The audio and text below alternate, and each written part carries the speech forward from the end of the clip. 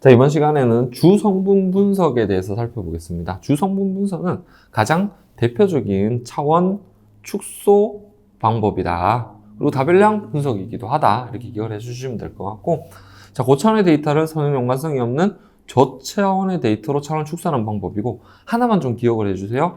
분산을 가장 최대로 하는 축을 찾는 방법이다. 분산을 최대로 하는 축을 찾는 방법이다. 이렇게 기억을 해주시고, 자, 차원 축소는 여러 변수들의 소수의 주성분으로 축소하여 데이터를 쉽게 이해 및 관리할 수가 있고요. 주성분 분석을 통해서 차원을 축소하여 연산 속도를 개선할 수도 있고요. 회귀 분석 등에서는 차원 축소를 다중 공성성을 해결하는 방법으로도 사용을 하실 수가 있습니다. 라고 얘기를 했고, 자, 이게 왼쪽에 있는, 가장 있는 그림이 현재 데이터의 분포야. 자, 그럼 어때요? 첫 번째, 이 전체 데이터를 가장 크게 하는 분산의 축을 찾고요. 또 이걸 가로지르는 또 하나의 새로운 축을 찾아요. 그럼 어떻게 됩니까?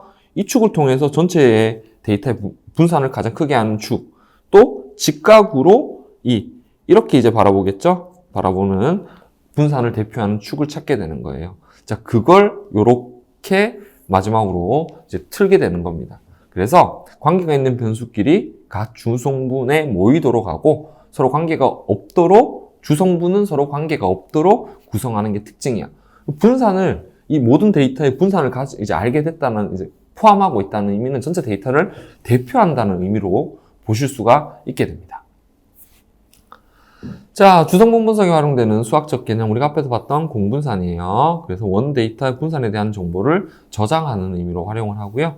자, 요거를 우리 행렬화 시키면 우리는 공분산 행렬이라고 표현을 합니다. 자, 공분산 행렬의 특징은 정방 행렬이고요.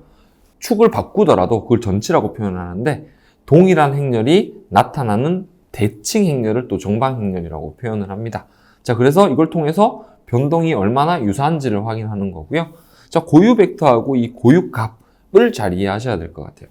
자, 고유 벡터는 이제 공분산 행렬을 가지고 이제 선형 변화를 통해 가지고 전후의 방향이 똑같은 벡터를 의미하는 거죠. 그 얘기는 뭡니까? 기존의 의미를 다 담고 있다는 거고요. 고유 값은 고유 벡터에 변환되는 스케일, 즉 크기의 변화를 이야기하는 거예요. 이 변화를 통해 가지고 우리는 값을 다 담고 있다라고 판단하실 수가 있게 됩니다. 그래서 주성분 분석에서 활용이 되는 수학적 원리가 공분산, 공분산 행렬, 고유 벡터, 고유 값, 그 에이젠 밸류라고 하는 거다라는 거 여러분들 기억을 해주시고, 자, 절차는 첫 번째, 평균과 편차를 구해서 공분산 행렬을 계산을 하고요. 자, 고유값 분해를 통해 가지고 고유값, 고유 벡터를 먼저 다음에 계산을 합니다. 자, 그러고 나서 고유값이 큰 순서대로 나열을 하고 최소 분산 크기 이상을 설명하도록 n번째 고유 벡터를 선택을 합니다. 자, 그리고 나서 고유 벡터를 내적하여 새로운 차원의 값을 생성을 하는데, 좀 어렵죠? 자, 어려운데, 자, 요게 이제 자주 나오는 문제예요. 자, 우리가 가지고 있는 데이터가 다 있어. 그랬더니, 에이젠 밸류로 구했더니 2.938이야. 자, 요거의 비율을 봤더니, 하나의 주성분이 전체의 72%의 분산을 설명을 하고 있대. 자, 여기까지 이해되셨습니까? 자, 그래서 누적 값은 72%야. 라는 거예요. 자, 그럼 두 번째 주성분을 이렇게 껐어. 이게 PC1, PC2. 자, 그랬더니 두 번째 요 값은 전체 데이터에서 약 22%를 반영하고 있대. 그래서 두 번째 주성분까지 사용을 하면은 이 세 개 변수, 만약에 세 개 변수가 있다라고 했었을 때, 이건 변수는 아닙니다. 세 개 변수가 있다, 그렇게 하지 마시고, 자, 네 개 변수에 대해 가지고 두 개의 주성분을 껐다고 가정을 해볼게요. PC1이었고 PC2였죠. 그럼 한 개가 몇 퍼센트? 72%. 또 나머지 하나는 22%. 그럼 누적하면 몇 퍼센트요? 저 두 개의 이 주성분이 네 개의 변수의 분산을 몇 퍼센트나 설명하고 있다고요? 맞아요. 약 한 95%까지 설명을 하고 있다는 거예요. 그러고 나서 축을 또 하나 또 껐어. 이렇게. 껐다고 가정해보고 이게 PC3예요. 그러고 나니까 얘는 몇 퍼센트를 반영하고 있대요? 약 0.367이니까 약 한 3.6%를 반영하고 있대. 그럼 누적이 얼마예요? 99.4예요. 자, 그럼 이렇게 되는데, 그럼 이 중에서 가장 최적의 주성분은 몇 개까지만 사용하면 되냐 이건 거야. 자, 정답을 알려드리면 밑에 있습니다. 누적 기여율, 여기 누적 기여율이 85% 이상인 주성분을 선택을 하게 돼요. 그럼 몇 개까지만 있으면 돼요? 맞아요. 2개까지만 있으면 돼요. 자, 여러분들 4개의 변수를 이용해서 데이터 분석하는 게 효율이 좋을까요? 2개의 변수만을 이용해서 분석을 하는 게 효율이 좋을까요? 그렇죠. 2개가 더 적고 더 적기 때문에 분석해야 되는 데이터도 적어질 거고 연산간도 적어질 거잖아요. 그럴 때 차원 추수를 쓰는 거니까.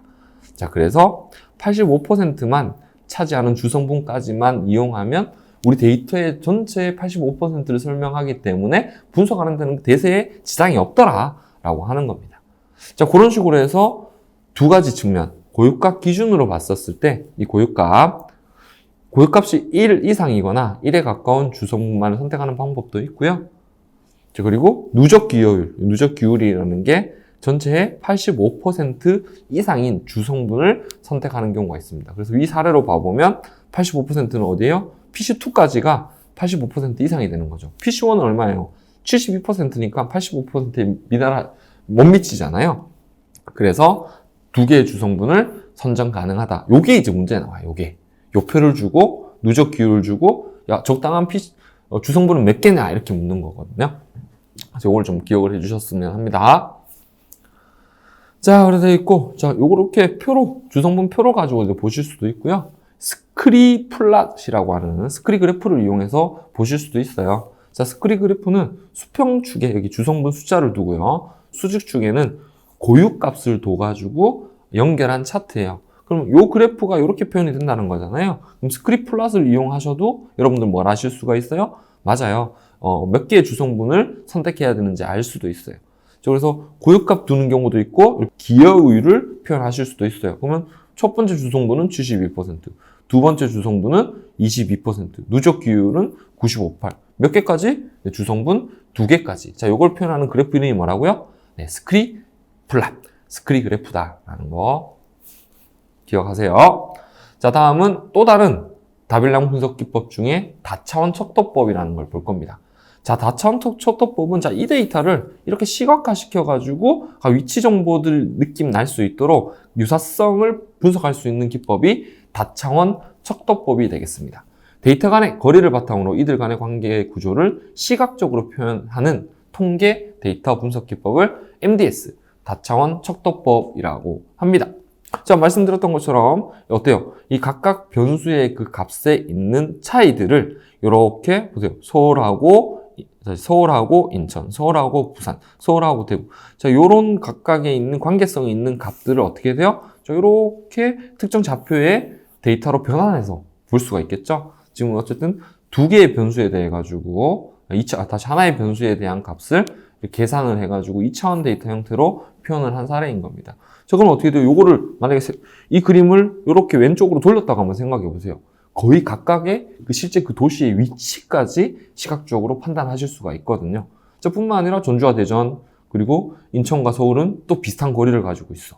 자, 대구와 춘천, 그리고 광주와 인천도 거의 비슷한 거리를 가지고 있어. 라는 거를 직관적으로 보실 수가 있게 됩니다. 자, 다차원 척도법의 종류는 사용하는 변수의 척도에 따라 가지고 계량적 다차원 척도법, 비계량적 다차원 척도법으로 구분할 수가 있고요. 계량적 다차원 척도법은 단어 그대로 변수 척도가 뭘까요? 맞아, 연속형 변수를 얘기하는 거고요. 비계량적 다차원 척도법은 서열 변수를 이야기하는 겁니다.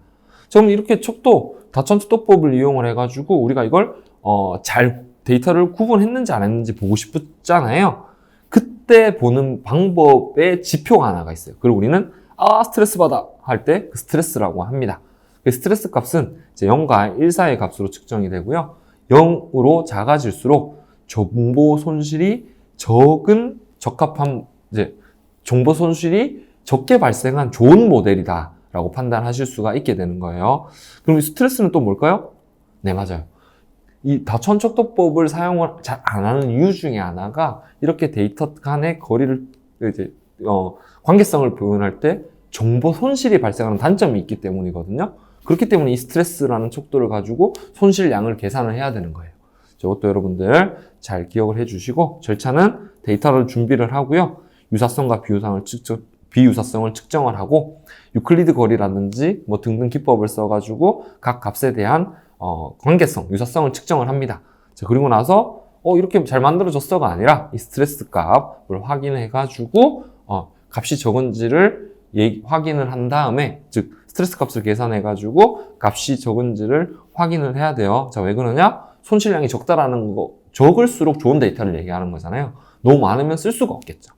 네, 그렇게 다천축도법의 주요 의미까지 기억을 하시면 됩니다.